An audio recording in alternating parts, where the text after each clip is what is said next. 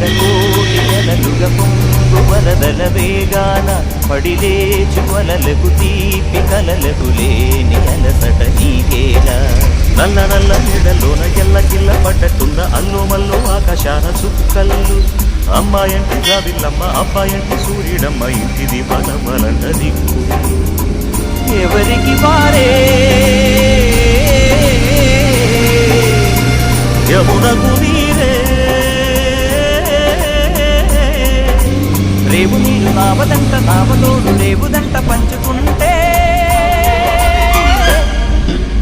గోరువంక వాలగానే గోపురానికి స్వరాల గణగణ గంటలే మోగనేలా గోపబాలుడొచ్చినాక గోకులానికి పెదాల కిలకిలా పువ్వులే పుట్టలేదా